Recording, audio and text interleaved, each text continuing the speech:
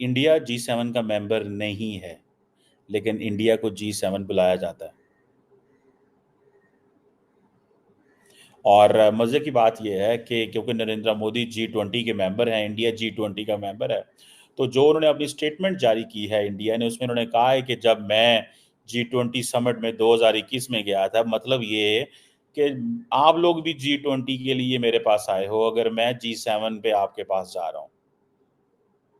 और अब वो कह रहे हैं कि जी हमारा बायलैटरल और मल्टीलैटरल एजेंडा जो है वो बड़ा इंपॉर्टेंट है, और इंडिया इटली जो स्ट्रेटेजिक पार्टनरशिप है वो बड़ी ज़बरदस्त है।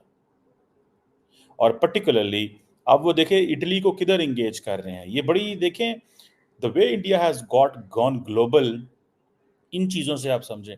नरेंद्र मोदी ने अपनी स्टेटमेंट में ये कहा है कि हम इंडो पैसिफिक में और मेडिटेरेनियन रीजन्स में कोलैबोरेट एंड कोऑपरेट कर रहे हैं। इटली का क्या लेना देना है इंडो पैसिफिक में, लेकिन क्योंकि एक ब्रॉडर वेस्टर्न इंटरेस्ट हैं ऑन चाइनीज बैकयार्ड, तो वो इंडिया को यहाँ पे ले वो इटली को यहाँ पे लेके आ रहे हैं। और इसी तरह मेडिटेरेनियन रीजन्स में बड़ा इंपॉर्टेंट इसलिए है क्योंकि इंडिया जो बात करता है कि India middle east Europe corridor की बात करता है, तो वो समझते हैं कि हमें ज़रूरत है मेडिटेरेनियन में, क्योंकि जब वो ट्रेड रूट जिसने मुंबई से शुरू होकर मिडिल ईस्ट जाना है, मिडिल ईस्ट से ट्रेन पे और गाड़ियों पे जाना है, फिर आगे उसने जो है वो जाके रेड सी से उतर के और उसने फिर मेडिटेरेनियन ओशन सी में जाना है एंड देन यूरोप में जाना है, तो उन्हें पता है कि यही ग्रीस और इटली ने हमारी मदद करनी है। आपको याद होगा थोड़ा अर्सा पहले ग्रीस के प्राइम मिनिस्टर आए हुए थे इंडिया में, और बड़े लंबी चौड़ी बातें हुई और बड़ा कुछ हुआ। सो इन चीज़ों को थोड़ा समझें इस सेंस में, ये बड़ी इंपॉर्टेंट डेवलपमेंट्स हो रही हैं जिसका इंडिया हिस्सा है। सो जितनी भी ग्लोबल एक आउटरीच है या ग्लोबल एक कनेक्शन बिल्ड हो रहे हैं, India is a part of that connection.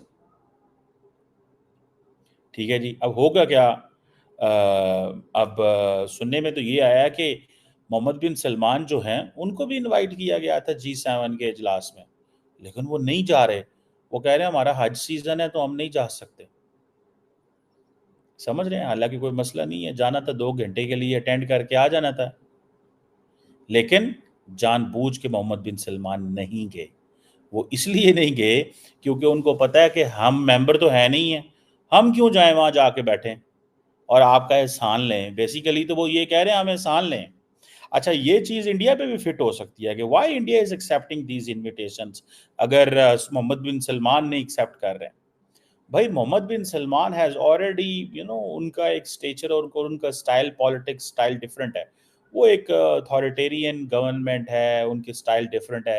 Narendra Modi is a democracy, वो उनके साथ हैं। ठीक है जी। और और मज़े की बात तो सुनने में ये पता चला है कि नरेंद्र मोदी जो हैं वो G7 की मुलाकात के लिए जा रहे हैं, तो साथ में वो इटली भी जाएंगे और पोप वेटिकन से मुलाकात करेंगे। This is what I heard. Pope Vatican से इटली में मुलाकात भी करेंगे नरेंद्र मोदी। इसकी क्या सिग्निफिकेंस हो सकती है? इसकी बड़ी इंपॉर्टेंट सिग्निफिकेंस है, particularly in case of Manipur के हवाले से। क्योंकि इंडिया क्या कर रहा है कि इंडिया ने कि जो ताल्लुकात हैं, वो चाहता है कि हमारे क्रिश्चियन वर्ल्ड के साथ ताल्लुकात ख़राब ना हो।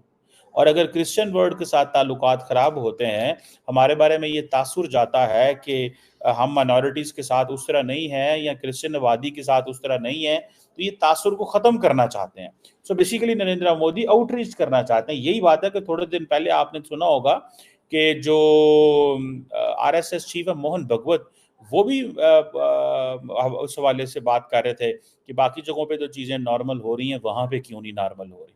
बहरहाल, लेकिन ये जो सारे का सारा आप G7 का एजेंडा देखें तो आपको पता चलेगा कि नरेंद्र मोदी पोप वेटिकन से मिल रहे हैं, यूक्रेनियन प्रेसिडेंट ज़ेलेंस्की से मिल रहे हैं, फ्रेंच प्रेसिडेंट मैक्रोन से मिल रहे हैं, ट्रूडो से मिल रहे हैं, बाकी लोगों से भी मिल रहे हैं, और इनकी बहुत सारी साइडलाइंस पे मीटिंग भी है। अब कनाडा के जो प्राइम मिनिस्टर से जब मुलाकात होगी तो उधर कुछ ना कुछ तो टक टक होगी ना। ठीक है जी। और ये चीज़ें जो हैं, that tells us the story कि इंडिया जो है वो जिस तरह G7 के अंदर अपने फुटप्रिंट जो है वो गाड़ चुका हुआ। दरअसल सच्ची बात मैं देखूं, अगर इसमें इसको अगर एनालाइज किया जाए, तो G7 का इंडिया के बगैर अब गुजारा ही नहीं है। G7 का इंडिया के बगैर कोई गुजारा नहीं है। ठीक है जी। और G7 को इस चीज का पता है, G7 इन चीजों को जानता है, G7 इन चीजों को देख रहा है कि भाई साहब एक तरफ आप ये समझें कि नरेंद्र मोदी के साथ इंगेज करना है, एक तरफ अगर आप ये देख रहे हैं कि नरेंद्र मोदी के साथ इंगेज करना है, तो वो कैसे इंगेज करना है? तो वो समझ रहे हैं कि इंडिया को बड़े प्लेटफॉर्म्स का हिस्सा बनाया जाए। जितना ज्यादा हम इंडिया को बड़े प्लेटफॉर्म्स का हिस्सा बनाएंगे, उतना ज्यादा हम लॉन्ग टर्म ताल्लुक इंडिया के साथ डेवलप कर सकते हैं।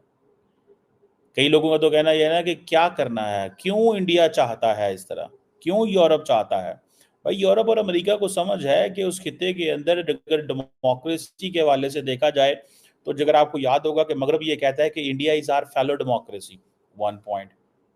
फिर वो कहते हैं जी इंडिया के साथ तो हमारे जो हैं वो कल्चरल ताल्लुकात हैं, कोई कहता है हमारे सिविलाइजेशनल ताल्लुकात हैं। असल में मसला क्या है? असल में मसला ये है, सबको पता है कि इंडिया के पास अब पैसे हैं, इंडिया की इकोनॉमी तगड़ी हो गई है, इंडिया के साथ पास बिजनेस मिलेगा, कंज्यूमर मार्केट है। वो जाते हैं, वो इटली के हेलीकॉप्टर खरीदते हैं इंडियंस, फ्रांस जाते हैं राफेल खरीदते हैं, अमेरिका जाते हैं ड्रोन खरीदते हैं। तो सारे के सारे जो ममालिक हैं उनको तो इस चीज का पता है कि that's how we have to get a support of India से मदद लेनी है हमने। एंड देन सबसे बड़ी बात, जो जारी बात है एक आम बंदे को नहीं समझ आएगी, सबसे बड़ी बात यह है कि इंडिया इस मोमेंट के ऊपर, इंडिया एक तरफ से एक एज ए शील्ड खड़ा हुआ है। This is what waste thing. और वो शील्ड ये है कि जो वेस्टर्न वर्ल्ड के जो इंटरेस्ट हैं वो कैसे प्रोटेक्ट करने हैं।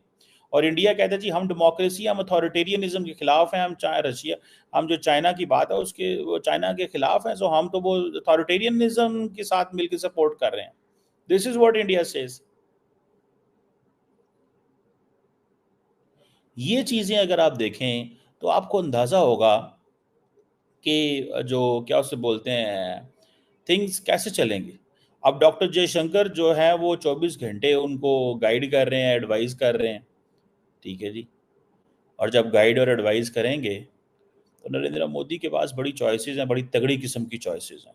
प्रधानमंत्री नरेंद्र मोदी G7 शिखर सम्मेलन में शामिल होने के लिए इटली पहुंच गए हैं। इटली में होने वाले इस सम्मेलन में अमेरिका से लेकर फ्रांस, जर्मनी और ब्रिटेन और अन्य वैश्विक स्तर के कई बड़े नेता भी शामिल होंगे। जानकारी के मुताबिक पीएम नरेंद्र मोदी यहां इटली के प्रधानमंत्री जॉर्जिया मेलोनी से लेकर अमेरिकी राष्ट्रपति जो बाइडेन से द्विपक्षीय मुलाकात कर सकते हैं। इसके अलावा उनकी मुलाकात फ्रांसीसी राष्ट्रपति इमैनुअल मैक्रों और ब्रिटिश प्रधानमंत्री ऋषि सुनक से भी हो सकती है। रिपोर्ट्स के मुताबिक प्रधानमंत्री नरेंद्र मोदी शुक्रवार को अलग अलग द्विपक्षीय बैठकों में भी शामिल हो सकते हैं। यहाँ वह इटली के प्रधानमंत्री जॉर्जिया मेलोनी, फ्रांस के राष्ट्रपति इमैनुअल मैक्रों और ब्रिटिश प्रधानमंत्री ऋषि सुनक और जर्मन चांसलर ओलाफ स्कोल्स से भी मुलाकात कर सकते हैं। बता दें कि ये सारी बैठकें इटली में G7 आउटरीच शिखर सम्मेलन के दौरान हो सकती है। इटली के लिए रवाना होने से पहले अपने संबोधन में पीएम मोदी ने कहा था कि मुझे खुशी है कि मैं लगातार तीसरे कार्यकाल में अपनी पहली यात्रा G7 शिखर सम्मेलन में शामिल होने के लिए इटली जा रहा हूं। प्रधानमंत्री नरेंद्र मोदी ने कहा कि मुझे 2021 में G20 शिखर सम्मेलन के लिए इटली की अपनी पहली यात्रा याद है। पिछले साल प्रधानमंत्री मेलोनी की भारत की 2 यात्राएं हमारे द्विपक्षीय एजेंडे में गति और गहराई लाने में सहायक रही हैं। हम भारत इटली रणनीतिक साझेदारी को मजबूत करने और हिंद प्रशांत और भूमध्य सागरीय क्षेत्रों में सहयोग को बढ़ावा देने के लिए प्रतिबद्ध हैं। G7 शिखर सम्मेलन में चर्चा को लेकर प्रधानमंत्री नरेंद्र मोदी बोले कि आउटरीच सत्र में चर्चा के दौरान आर्टिफिशियल इंटेलिजेंस, ऊर्जा, अफ्रीका और भूमध्य सागर पर ध्यान केंद्रित किया जाएगा। यह भारत की अध्यक्षता में आयोजित G20 शिखर सम्मेलन और आगामी G7 शिखर सम्मेलन के परिणामों के बीच अधिक तालमेल लाने और वैश्विक दक्षिण के लिए महत्वपूर्ण मुद्दों पर विचार विमर्श करने का अवसर होगा। वहीं अमेरिकी राष्ट्रीय सुरक्षा सलाहकार जेक सुल्लिवन ने कहा कि अमेरिकी राष्ट्रपति भी शिखर सम्मेलन के दौरान प्रधानमंत्री नरेंद्र मोदी से द्विपक्षीय वार्ता कर सकते हैं। सुल्लिवन ने कहा कि बाइडेन को उम्मीद है कि वह पीएम से मिलेंगे।